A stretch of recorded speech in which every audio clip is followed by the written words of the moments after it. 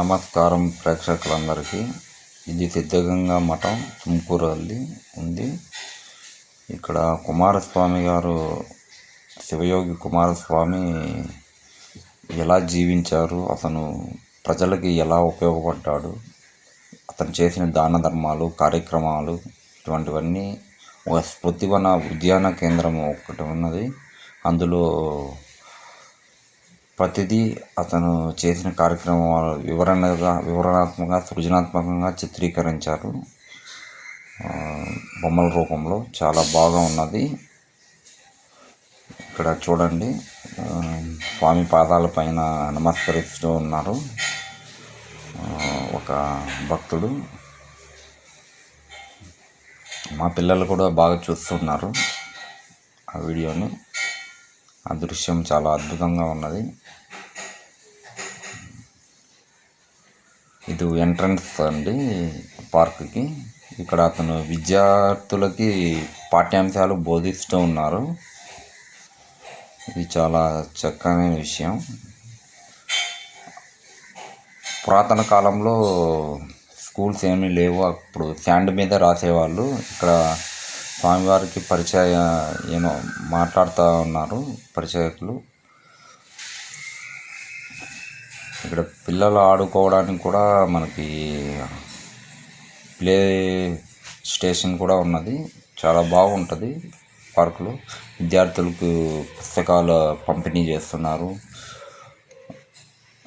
అతనికి కానుకలు ఇటువంటివన్నీ ఇస్తూ ఉంటారు మఠానికి సంబంధించి. ఇక్కడ జాతకం చూస్తున్నారు స్వామివారు కుమారస్వామి.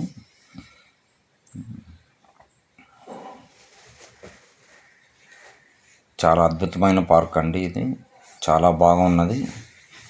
ఇక్కడ పిల్లలు బాగా ఎంజాయ్ చేస్తారు. ఆట విడిది కేంద్రం ఇది.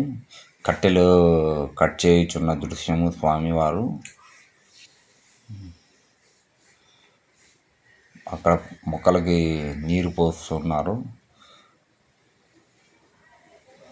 ఇక్కడ రాష్ట్రపతి కలాం గారితో ముచ్చటిస్తూ ఉన్నారు. చాలా అద్భుతమైన సన్నివేశాలు ఉన్నాయి. స్వామివారి ఇక్కడ లింగధారణ కార్యక్రమం చేస్తూ ఉన్నారు. లింగాభిషేకం. పిల్లలు ఆడుకుంటున్న దృశ్యములు చూడవచ్చు మనం. చాలా బాగున్నది. అద్భుతమైన పార్క్ ఇదండి ఇది. పిల్లలు చాలా బాగా ఎంజాయ్ చేస్తారు. ఇక్కడ వీకెండ్స్లో అయితే జనం చాలామంది వస్తారు. చాలా రద్దీగా ఉంటుంది ఇది బెంగళూరు సిటీ నుంచి 60 కిలోమీటర్ల దూరంలో ఉన్నది, తుమ్కూరు దగ్గరలో. చాలా అద్భుతమైన క్షేత్రము. ఇక్కడ 2000 మంది పిల్లలు పైన ఉచితంగా విద్యాభ్యాసం చేస్తున్నారు. మా అబ్బాయి కూడా ఇక్కడ బాగా ఎంజాయ్ చేసి ఆడుకున్నాడండి.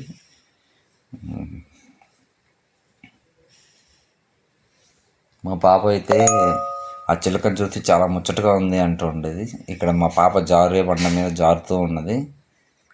నేను పట్టుకున్నాను. చాలా ఫుల్ డే మొత్తం ఇక్కడే స్టే చేసాము. బాగున్నది. ఇక్కడ మధ్యాహ్నం భోజనం కూడా ఇక్కడ లభిస్తుంది యాత్రికులకి, ఉచిత భోజనం. అది చూడండి, అక్కడ చేప చిన్న బొమ్మ బాగుంది. అది మంకీ పాండా. ఇది చార్లీ చాప్లిన్.